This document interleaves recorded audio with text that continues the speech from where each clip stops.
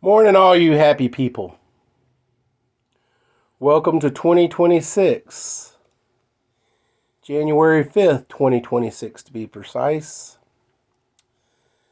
And 2025 could not have got ahead of here fast enough for me. But 2026, woot woot. Let me give a quick woot woot to Donald J. Trump for liberating Venezuela and doing it in true Trump fashion. Not notifying, letting Congress know that he is the commander-in-chief of all armed forces. And to quote another YouTube podcaster, we are living in a bizarro world. And I think I'm going to adopt that for myself, but only in America can people in America protest the liberation of another country and have that country itself be celebrating its own liberation, and yet we are protesting its liberation. Yeah. Of course, also we have homosexuals here protesting in favor of Islam and Sharia law, although Islam and Sharia law fundamentally condemn homosexuality to the point of stoning. It is literally written in the Quran to stone homosexuality and homosexuals. Yeah, can't get no more bizarro than that.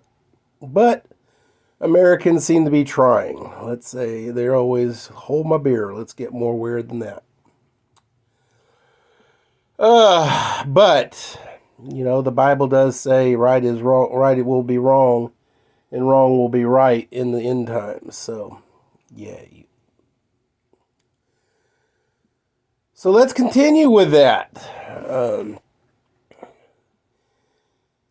And we're going to continue with a couple of previous posts about how Western society specifically has reduced the Bible, its teachings, the Torah, its teachings, because the Torah is in the Bible. Remember, we are Judeo-Christians. But Western society has deemed those teachings a fairy tale. And this is very, very bad. Because we have, as a Western society, in America specifically, we based our Constitution and our legal systems all on the Ten Commandments and Deuteronomy and Numbers, which is in the Torah, it is the law of Moses. So Western society has deemed that to be, oh, well, that's just kind of a moral code or something like that. It's a suggestion. No, it's called the law of Moses for a reason. It was written by God and it was penned by Moses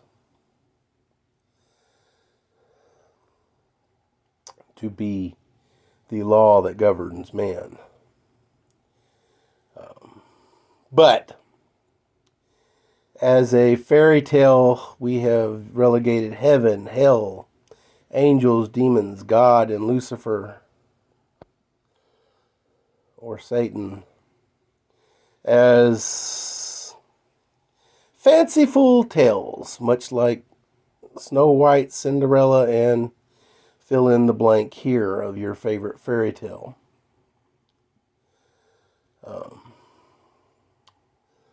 But let's talk about one set that's very specific, and it is running rampant here in America. The 7 deadly sins.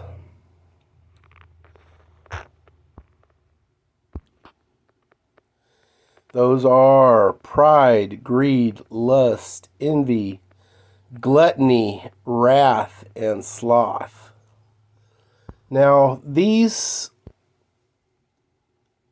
sins, as a list like this, are not actually canonical, meaning that, the Bible doesn't list these specific sins as they fall in the 7 deadly sins list. But Proverbs actually does list 6 of those sins that are what, and it is coined as God hates these things. And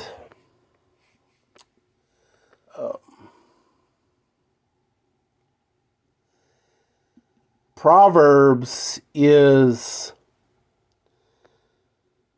the book of the Bible that is, they believe it is written mostly by Solomon, who was, his title was usually not only King of Israel, but Solomon the Wise.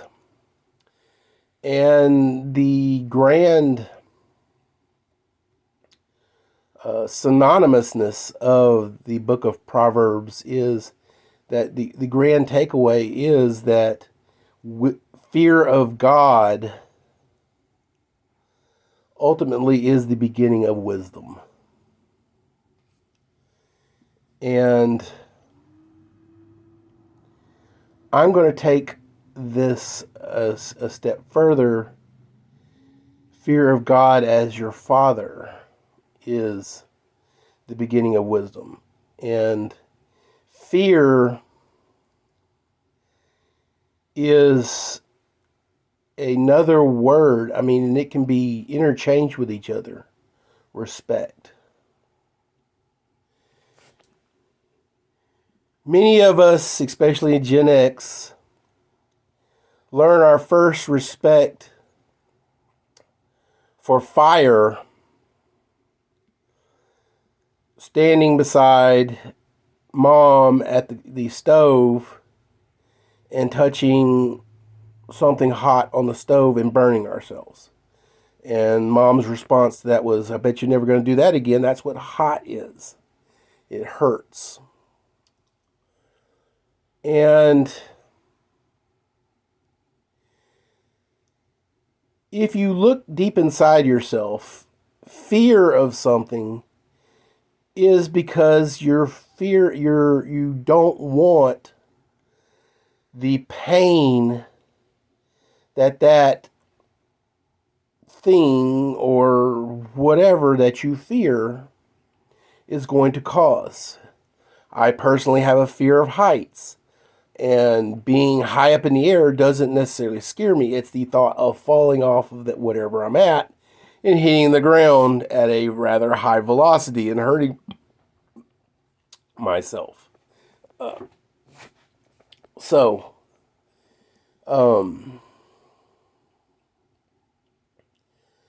for whatever thing that we fear, you have a respect for that.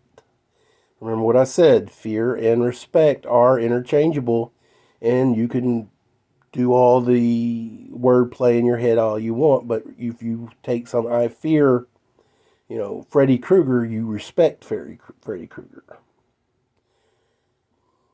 So, but if you fear God, you will then also be concerned about what God hates.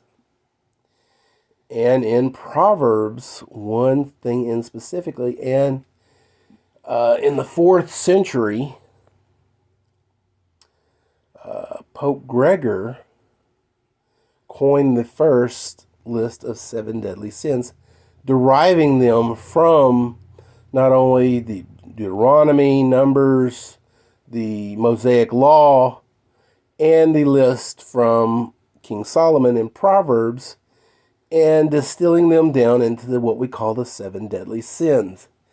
And these are, as I said earlier, the number one sin, and they actually called this the root sin.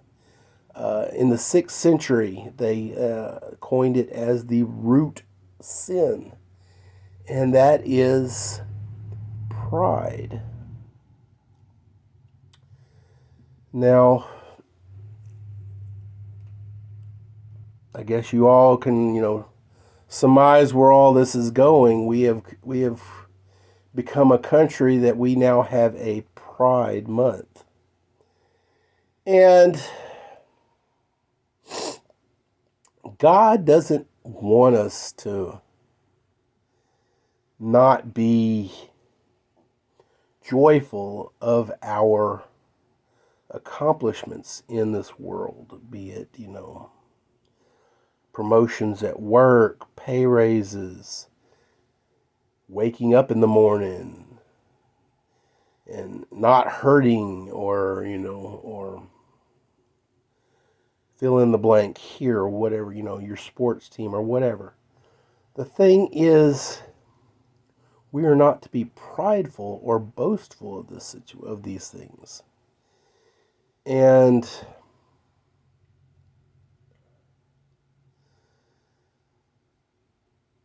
pride can lead to a myriad of other horrible sins. And if you want to go into more of a fairy tale thing, in Star Wars, Anakin Skywalker became prideful of his abilities, and therefore he was tempted and drawn to the dark side. I mean, I know that's very, fairy tale-ish in a fictional kind of a situation, but it is a great metaphor for the situation.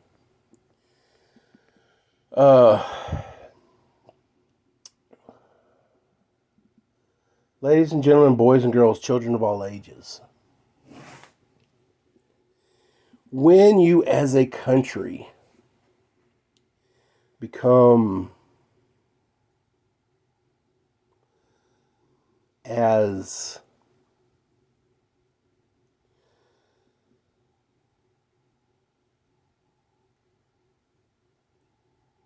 lax and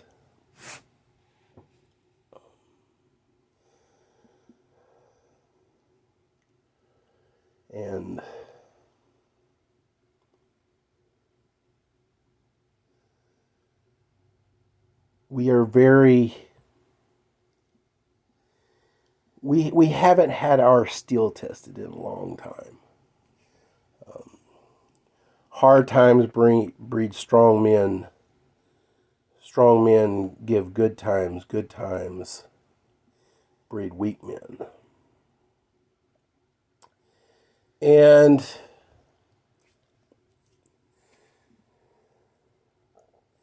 we now have to find things to rally around.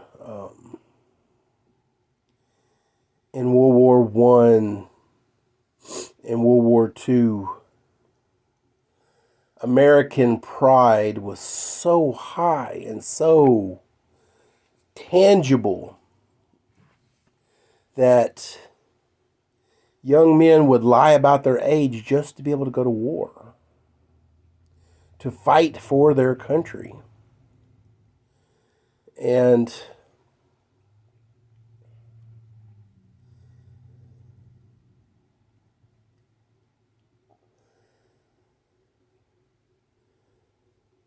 honestly, the people who came back yeah, they were celebrated and stuff like that. And many times they came back with stories and stuff like that, of the horrors that is war and things like that. We had national pride at that moment. And that led to America's eventual fall. And I'm not going to sit here on my high horse and say that, America has not fallen. And we are not falling down the cliff, but we are a hair's breadth from the cliff, guys. We have a group of soldiers my age who were told way back in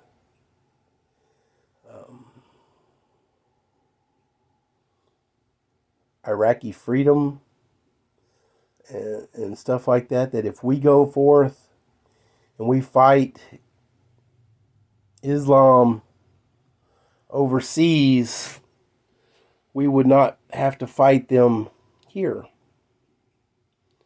But guess what? Our government, not that government at that time, but the government that followed, failed those soldiers and allowed them here under refugee status, which allowed them to eventually become nationalized citizens, hold office, and things like that.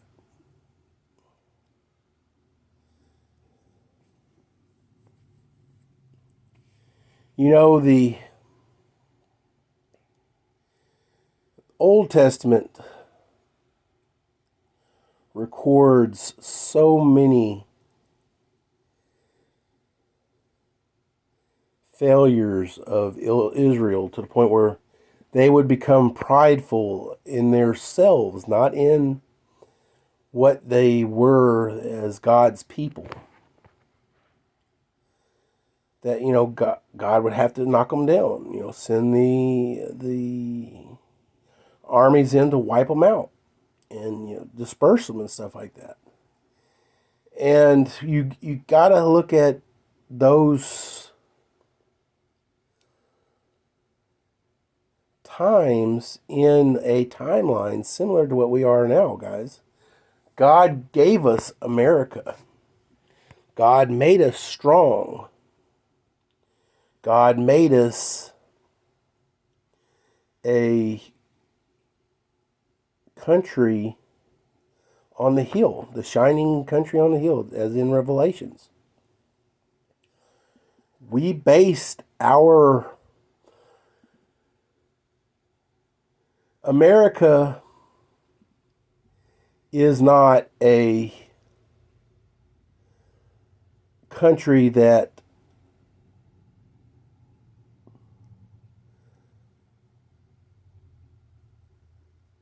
submits to the Catholic Church. In fact, every president that is a Catholic has to sign a waiver saying that they will not submit as a president to the whims of the Catholic Church or the current Pope.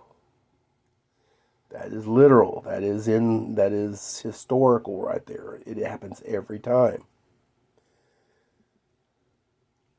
But we are a Christian nation. The people who fled religious persecution to the colonies way back in the day were Christians. And they were fleeing religious persecution.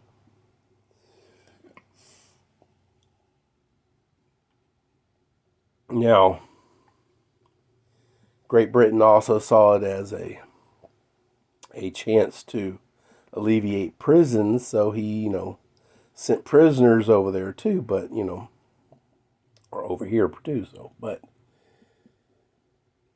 I think that is a tale for another podcast, but just like Israel had become very prideful and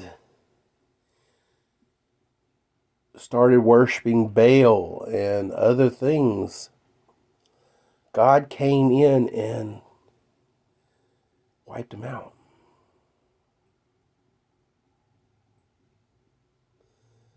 With other armies.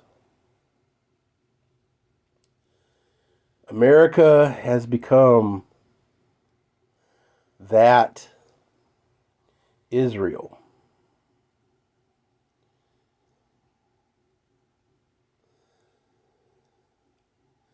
We're not burning babies on altars in remote caves. We are killing babies with surgical precision and vacuuming them out of women's bodies in skyscrapers and multi-story buildings, in man-made caves.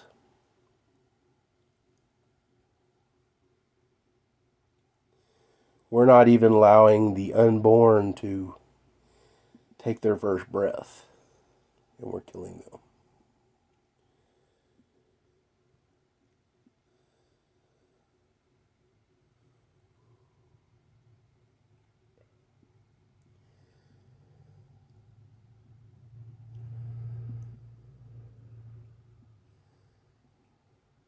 America, we need a revival. We need to take the Bible out of the myth, the legend, the fairy tale. And it is very soon going to be at our front doors. And it is going to be horrific. Give it to God, guys. Give it to God. We have no control over our lives. Give it to God. Let's roll.